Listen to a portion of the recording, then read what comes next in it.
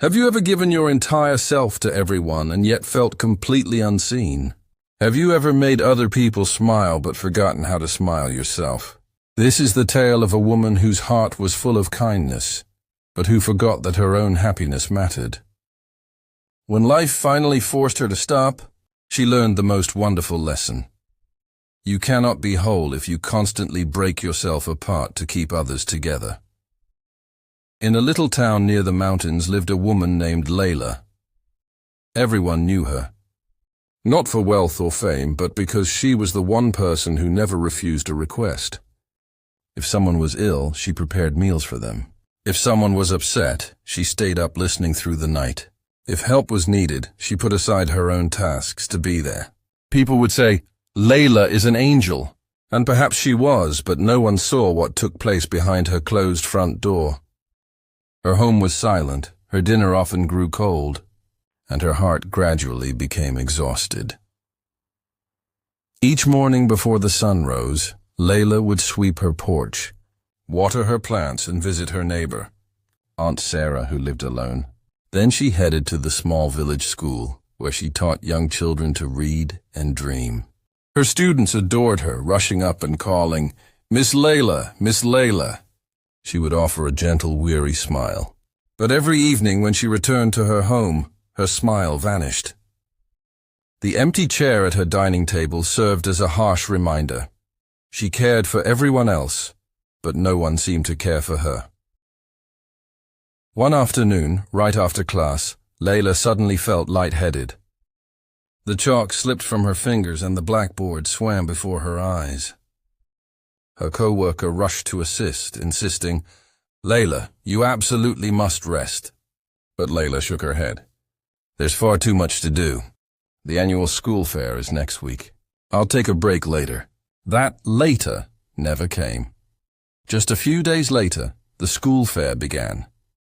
Layla had organized every booth, every child, and every decoration. The entire village attended. Music played and laughter filled the air. Everyone enjoyed the day, except for Layla. While putting the finishing touches on the last display table, she felt her legs suddenly give way. Her body dropped softly to the ground, and darkness took over. When she awoke, she found herself in a hospital bed with a drip in her arm. A nurse was standing nearby. The doctor spoke softly. "You collapsed from exhaustion. Your body is worn out, and your heart needs to rest," Layla whispered. "But the school, the fair—" The doctor gently cut her off. "Everything will wait, Miss Layla, but your health will not. You have given too much without refilling your own cup." His words echoed loudly in her mind. "You have given too much without refilling your own cup." For the first time in her life, Layla had no reply. She had always been the dependable one, the helper, the listener. Now, she was the one who required care, and there was no one around.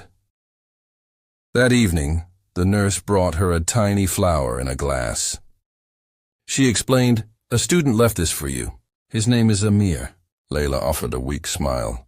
Amir was a quiet child in her class, timid, with large eyes and a gentle nature. The next morning, Amir visited her. He looked very concerned. "Miss Layla, please get better quickly." "We miss you," she smiled. "I will, Amir, thank you." Amir hesitated, then said something that she would always remember. "My mother says, you must also love yourself the way you love others." Layla froze for a moment. That simple phrase affected her more deeply than any medicine could heal. It was the profound truth she had spent her whole life avoiding. When Layla returned home a week later, her house felt different. Not because anything in the room had changed, but because she had. She looked around. The same chair, the same table, the same quiet. But now she saw her own neglect in all of it. She whispered softly, "I'm sorry, Layla, for forgetting you." She resolved to change, not by stopping her help to others, but by starting to help herself as well. Each morning, before visiting Aunt Sarah, she took time for a small breakfast. She began writing her thoughts in a journal, something she hadn't done since her teenage years. She painted again. She laughed again. She started taking walks by the lake in the evenings, watching the orange sun melt into the water. Slowly, her worn-out heart began to shine again. At school, her students noticed a difference in her.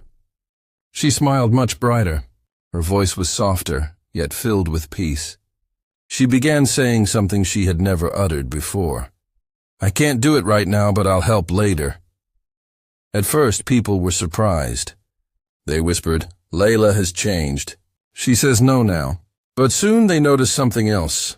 She was happier, healthier, more vibrant. Aunt Sarah once commented, "You look different these days, my dear child."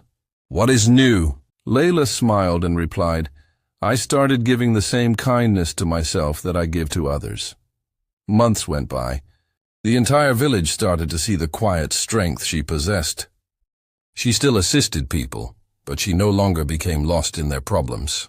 When someone wept, she listened, but she didn't lose her own peace. When someone asked for assistance, she helped, but she remembered to rest. Her life became like a candle that burned steadily, not frantically. Her balance became a silent message to everyone nearby. Self-care isn't selfish, it's sacred. One day, Amir came to see her after school. He pointed to the empty chair in her home and asked, "Miss Layla, why do you keep this chair empty?" "No one ever sits here." Layla looked at it and smiled. "That chair," she said gently, "is for me. Whenever I forget myself again, I sit there, breathe, and remember who I am." Amir nodded, not fully understanding, but he sensed the calmness in her voice. That chair became a symbol, a simple reminder that even the kindest hearts require a place to rest. Years later, people still spoke of Layla, but this time, they didn't just say, "She helped everyone." They said, "She taught us how to help ourselves too," because her story became a lesson for every exhausted heart, for every person who gives and gives until they have nothing left. If you are listening to this right now, perhaps you are like Layla. Maybe you keep agreeing, even when your heart whispers no. Maybe you care for others so much that you neglect your own care. But listen, you deserve your own kindness. You deserve your own time. You deserve your own love. Remember, you can't pour from an empty cup. You can't heal others if you never let yourself heal. Take time to rest. Take time to breathe. Take time to love yourself, because you are the one person you will spend your entire life with. If this story moved you, please like this video and share it with someone who always prioritizes others. And tell me in the comments, when was the last time you did something just for yourself? Remember, you deserve your own love first, because the world needs your light, not your exhaustion. Subscribe to Rise Stories for more stories that not only teach English but also touch your heart.